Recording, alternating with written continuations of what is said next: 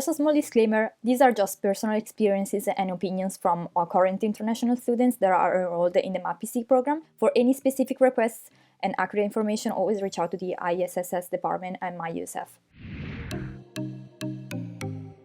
I would say my ideal neighborhood to live in is probably either North Beach or the Marina. Yeah. It's a bit more expensive, and I would say that public transportation to campuses are not great from there. You can only take the bus.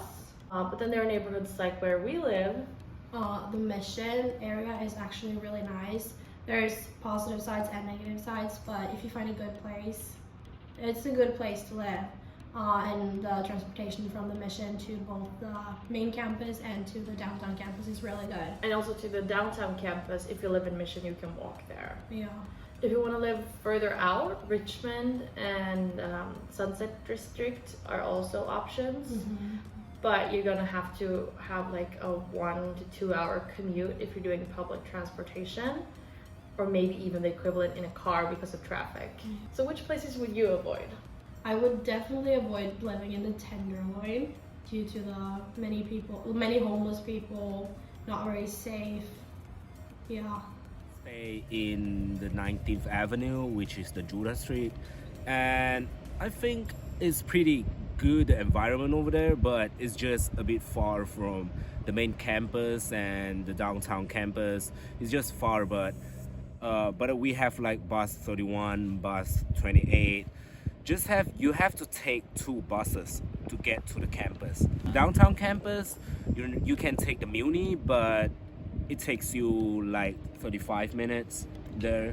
So yeah, it's a bit of good and bad. I mean, the pricing is good, but yeah, the convenience is kind of bad. So for me, I think where I live, Pacific Heights, is a good area. It's kind of residential, but it's very close to all the shops and Polk Street as well. They've got many food and coffee shops there. So it's easy to just walk around. There are many parks as well around the area. One trade-off, it can be a bit expensive because it is Pacific Heights, yeah. And not many students live there. It's mostly families.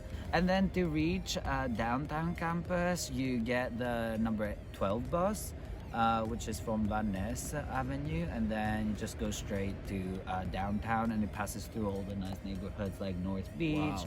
And then it goes down all the way to Soma as well.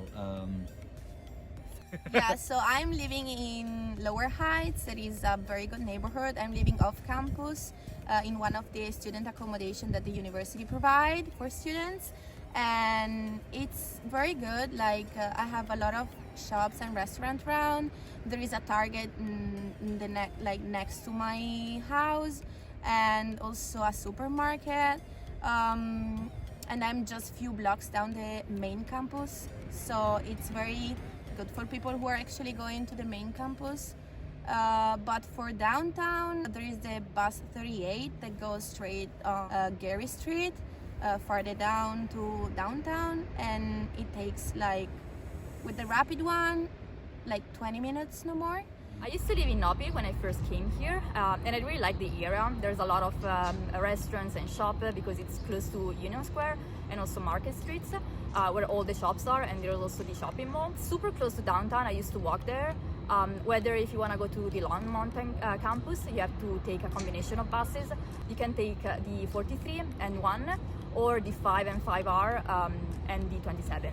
And now I live in Mission, in the Mission District, which I highly recommend. I really like it. It's the Latino neighborhood, so it's very good for Mexican food. And there is also Valencia Street, which is very good for nighttime.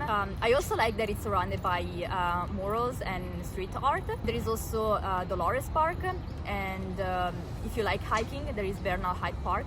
It's also very easy to go to the downtown campus, as you can just get BART. Whether if you want to go to the Long Mountain campus, you have to take also a combination of buses, such as the 5 and 5R and the 49.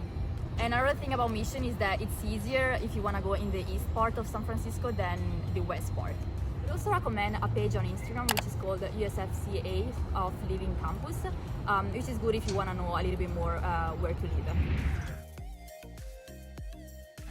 When you arrive to San Francisco, the first thing you want to do is get a US SIM card for your phone.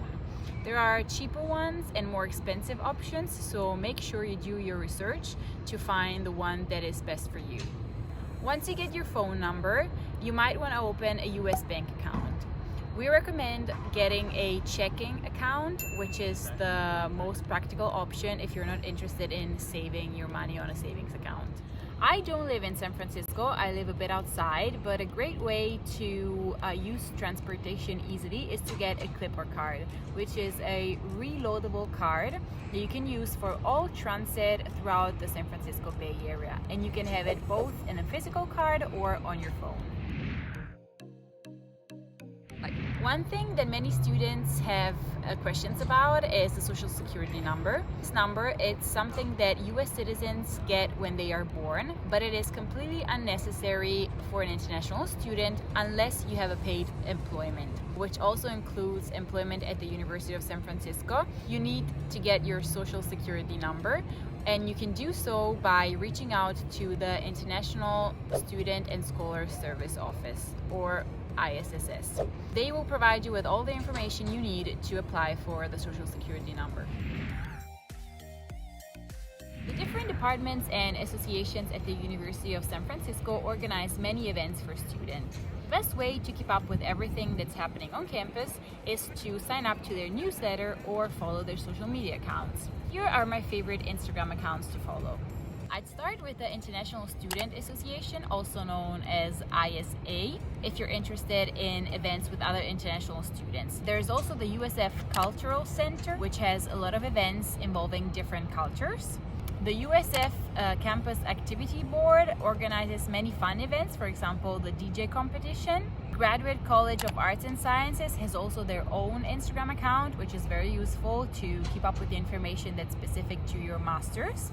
If you're interested in sports, there is the USF page for the Dons Athletics that's posting a lot of information about every event happening that involves the USF team sports. And of course, we recommend following the official USF account on Instagram. One important thing to keep in mind is that not all classes are offered every semester.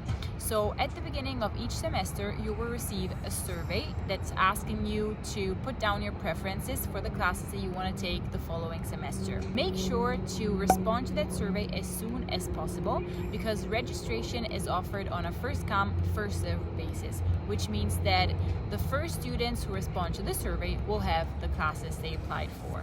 As an international student, you have to be fully enrolled each semester, which means that you have to take 6 units every semester in order to keep your F1 visa status. The only exception to this is your last semester, and you have to apply for a reduced course load through my ISSS.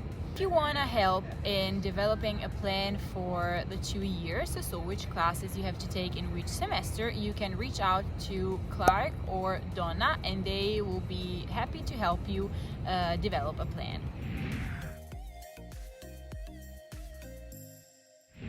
As an international student, you can start working on campus part-time for the university. Otherwise, you can start working off-campus for a company, for example, only after your first one full academic year, which is 2 semesters. If you want to start working outside of the university, you can, for example, do an internship. And for working outside of university, you have to be on CPT, which is Curriculum Practical Training, which allows you to work legally in the United States. I would recommend to ask at the ISSS for all the documents required. After CPT, there is OPT, which is optional practical training, and that is allowing you to work after graduation for 1 year. I recommend to think ahead with OPT because there is a lot of information, and you also have to do a workshop because it's required before applying for OPT. So with the workshop, you're also gonna get all the information required and all the documents that you will need.